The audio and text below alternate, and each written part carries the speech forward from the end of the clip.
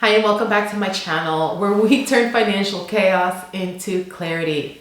Today we're talking about a powerful topic, and that is how to create financial goals. We talk about financial goals a lot, but how do you create them? I know a lot of my clients have asked me to be more specific on this topic, so this is the video for you. So if you're ready to take charge of your money and build a life of freedom and abundance, grab a pen because I'm breaking it down today to 5 actionable steps. Let's dive right in. So first things first, you want to assess your current financial situation. You see, you can't set financial goals if you don't know where you're starting from. So you want to take a hard look at your income, your expenses, any debt, and savings. So those 4 things, I'm going to say that again. Take a hard look at your income, your expenses, your debt, and your savings. Those are 4 inputs that you're going to use for this. Then you want to ask yourself, okay, how much do I earn? Right? How much do I earn? And I want you to think about all avenues.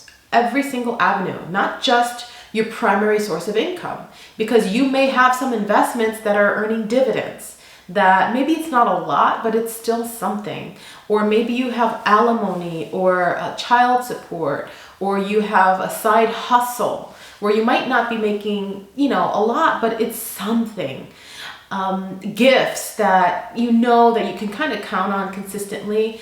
Just anything that is some type of income for you. Next, you think about this next question. Okay, how much do I owe? And I'm not just talking about credit card companies. I'm talking about also any family or friends that you owe money to. So there's energy that's really connecting you to this person with this energy of debt. So you want to be very clear and you want to clear all this out, right? So those, again, that are credit card companies, maybe even student loans, car loans, any debt that's outstanding that's out there. Okay. Then the third question you want to ask is, how much am I saving? How much am I saving? Be honest with yourself. This question again is not about how much would I like to save. This question is, how much am I saving now in the present moment? Okay?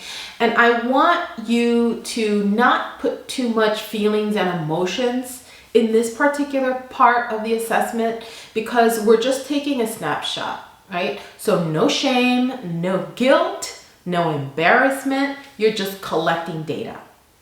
Okay? So this is your baseline for progress. Okay? Now, next, step 2 is now you want to set SMART goals. And when I say SMART, it's an acronym. It means specific, measurable, achievable, relevant, and time-bound. And see, this makes your goals actionable and clear. So for example, instead of saying, I'd love to save more money. That's a good goal, but it's not a SMART goal. Try instead, I will save $5,000 for an emergency fund in 6 months. See, that's a SMART goal. It's specific, measurable, achievable, right? And it's relevant and time-bound.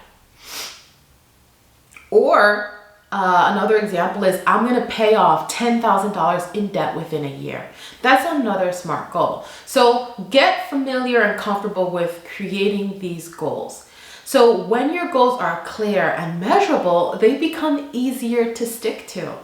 And not all goals are created equal. And that's why it's essential to prioritize short medium, and long-term goals. So that's the third step, is you want to begin prioritizing your goals. So focus on what's urgent first, like building an emergency fund. I would say that's definitely urgent, and that's the first step you want to take. And it's like building an emergency fund or paying off high interest debt. That's another one. So once you've covered immediate needs, now you can focus on the medium term goals, like buying a car or going on a family vacation. And then maybe, or starting a business. That's a very good goal once you have your fundamentals locked in. When I say fundamentals, I mean the emergency fund and clearing out any old debt. Now, the long-term goals would include something maybe like retirement, retiring early, or building generational wealth. So the fourth is you want to identify your values. So your goals your goals should reflect your values. And you want to ask yourself here, what matters most to me? Okay, is security important for you? The second is freedom.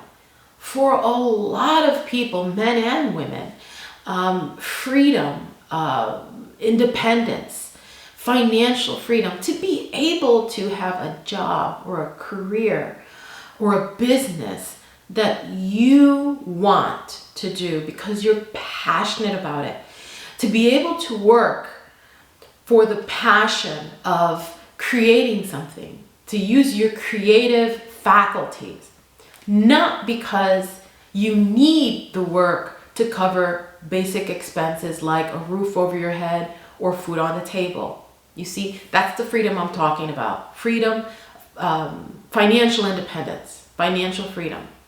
And wouldn't that be nice too, to be able to experience that? So that's the second value, along with security, that most people seek. And the third, maybe family, right? Family is a huge value for those of us that have children and want to make sure that we do better for them so that they have an easier life than we have. And so family is important. Family values, where you value spending time with your children, spending time with your husband, because that's important. Because the quality of time that we spend with our family really nurtures our relationships, right? So these can be your values. I know these are mine, but yours will look different. And so be very clear with what your values are. They may not be my values, you see? So get clarity on that. Another value is contribution. Giving to charity, that's a big one, okay? And so you want to make sure your goals align with these priorities. So when your financial goals align with your life vision, you're more motivated to achieve them. So spend some time listing out your values. Finally, you want to put it all together into action with a budget and a savings plan. I know that budget tends to get a lot of slack from people because some people have this negative connotation on budget. And if that is something that resonates with you, think of another word for it. It doesn't have to be budget. It could be your financial freedom plan, okay? Your independence plan, your passion plan, your power plan, anything. But essentially, your budget puts into action your goals, okay? It's your goal driver. It's your goal manager, okay? And the budget includes savings plans. So you want to have these things. So decide how much money you can allocate towards each goal every month. Now, you may want to spread your money into each goal each month, or you may want to prioritize again these goals and determine how much you can allocate at a certain periods of time, okay, as you meet your goals. So for instance, if your focus right now is to get out of debt, okay, we're not knocking debt. Debt can be useful. Debt is a very useful tool for investors, okay, from an investment perspective. But if you're carrying a lot of bad debt, you want to make sure that that's a priority, right? So if you're doing that, but you also want to go on a family vacation, right? That's what I'm talking about in terms of making sure you prioritize things. So maybe your priority is, let's get out of debt first, right? Make a plan for that, budget that. And then now you know with that plan, oh, okay, we can start saving for a family vacation in about 6 months or in 12 months based on your plan, okay? And then that could be taking the next priority in terms of saving for it. So you can really be very creative here. And again, everything is personal. It's on your personal circumstances, situations, and your priorities. So you want to get clear on that, and your values too. So here's the thing. Consistency is key, just like everything else in life. Consistency is key. Progress, not perfection. So even small, regular contributions can make a huge difference over time. So for me, this made a big difference for me to be able to go on my own and start my own business. You see, I was working in corporate for over 20 years as a program manager, and I really love my job. But I'll tell you, when I had the twins, my life changed. In fact, I will say my values changed. Even when I was married, to be honest with you, family wasn't really a value that was high priority, if that makes sense. Because you have values, right? But then you also have values based on your priority and based on where you are in life. You see, when I had the kids, my priority wasn't as much about having a lucrative career. It was important. It was a value, but more importantly was family. And so what happens? I ended up saying, okay, I need more flexibility. I can't be locked in front of a computer for 8 hours from 8 a.m. to 5 p.m. That's not working for me. That doesn't give me the time that I want to spend with my children in these critical years. They're only 3 years old at the time of this video. They're only 3.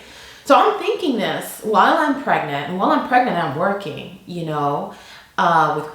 corporate, and also managing a business. So I'm managing 2 things. And I knew it was not sustainable over the long run to be able to balance these 2. And so I had to make a decision. And so what I did was I said, okay, I want to start this business full time. So what I'm going to do is I'm going to save. Okay, I'm going to save money so that when I make that decision, I can easily transition and I have some savings to invest into that business. And that's what I did. And that's what I'm doing right now. So I was able to leave fully my full-time corporate and dedicate it 100% to this business. I have actually a couple businesses, an e-commerce business as well as a service-based business. And I'm able to dedicate that. And guess what? It gives me the flexibility that I need now that my values for family has taken a different priority, right? Has taken a higher priority now. And I'm able to spend more time with my babies, okay? And they're always going to be my babies. I don't care if they're 40. So anyway, so this is what I'm talking about. This is an example, okay? And it will look different for you. So think about where you fit in an example like this. What can you be saving for and get excited about? That's tied to your values, because with the value, you're going to get so much more motivated because you have a deep why. So if you're ready to make money work for you instead of the other way around, enroll in the Financial Freedom Accelerator Academy, where you're going to learn how to invest, save more money, get out of debt, and create long-term generational wealth. We do a deep dive into each of these topics. So click on the link in the description box below for more details. And there you have it, the 5 simple steps to create financial goals that work for you. So now remember what those are. First, you want to assess your situation. Second, define SMART goals. Third, prioritize your goals. And then you want to align them with your values. Align your goals with your values. And stick to a budget and savings plan. So now it's your turn. I want to hear from you. Share one financial goal that you're working on in the comments. I'd love to hear it. And if you found this video helpful, don't forget to like and subscribe, and share with your family or friend or a loved one, someone that you want to share this journey with, to start taking control of your finances and make money work for you instead of the other way around. Okay? So thanks for watching, and here's to your financial success, sending you love, joy, and peace for the rest of your day. I'll see you on the next one.